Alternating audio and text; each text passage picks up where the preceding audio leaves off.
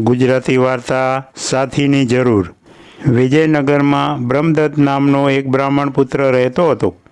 એકવાર તેને કોઈ કામથી બીજે ગામ સૂર્યનગર જવાનું થયું। ત્યારે તેની માએ કહ્યું, દીકરા, તું પરદેશ જઈ રહ્યો છે, એકલો જવું બરાબર નથી। તારી સાથે કોઈને કોઈ સાથી જરૂર હોવો જોઈએ, કારણ કે રસ્તામાં જંગલ આવે છે, ત્યાં અનેક જાતના ખૂંખાર જાનવરોનો ભય છે। તે માટે તું તારી સાથે લઈ જવા કોઈ સાથીને શોધી કાઢ। આમાં ડરવાની કે ભય પામવા જેવી કોઈ વાત જ નથી માં, બ્રહ્મદત્ત બોલ્યો। અને હું કોઈ દૂધ પીતું બાળક થોડો જ છું, જે બીકનો માર્યો રોકાઈ જાઉં। અને વળી સૂર્યનગર જનારો કોઈ મુસાફરે આજે તો નથી, હું તો એકલો જ ચાલ્યો જઈશ।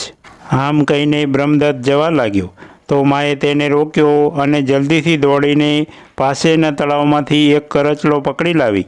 બ્રહ્મદત્ત જોઈ રહ્યો હતો કે તેની માં આખરે શું કરી રહ્યા છે। એટલી વારમાં માં બોલી ઉઠી, બેટા, બીજું કોઈ નથી તો આ કરચલાને તું તારી સાથે લેતો જા। વડીલોનું કહેવું છે કે સફરમાં કોઈ સાથી તો અવશ્ય હોવો જોઈએ। આ કરચલો મારો સાથી સી રીતે બની શકશે? દીકરાએ કહ્યું।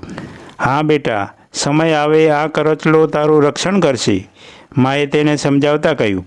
માનું કહ્યું માનીને બ્રાહ્મણે કરચલાને કપૂરની ડબ્બીમાં મૂકીને તે ડબ્બી પોતાના પોટલામાં રાખી લીધી। ખૂબ દૂર ચાલવાથી જ્યારે તે બ્રાહ્મણ થાકી ગયો ત્યારે તે માર્ગમાં એક ઝાડની છાયા નીચે સૂઈ ગયો। સૂતાની સાથે જ તેને નિંદ્રા આવી ગઈ।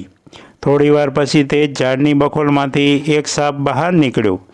કપૂરની ગંધ આવી તો તે પોટલીમાં ઘૂસી ગયો। તેણે કપૂરની ડબ્બીને મોઢામાં મૂકીને તેને ગળવાની કોશિશ કરી। એટલામાં ડબ્બી ખુલી ગઈ અને તેમાંથી કરચલો બહાર આવ્યો।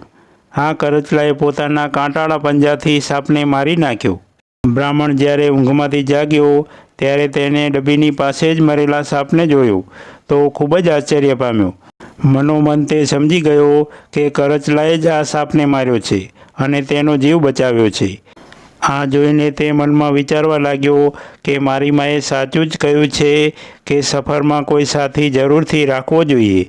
પછી ભલે તે સાથી નિર્બળ હોય કે ડરપોક હોય, પરંતુ તે સફરમાં સાથે રહે તો જરૂર લાભદાયક નીવડે છે। ત્યાર પછી બ્રાહ્મણ સૂર્યનગર જવા રવાના થયો। મિત્રો, આવી દરરોજ ટૂંકી વાર્તા સાંભળવા માટે સબસ્ક્રાઈબ કરો મારી ચેનલને। ધન્યવાદ।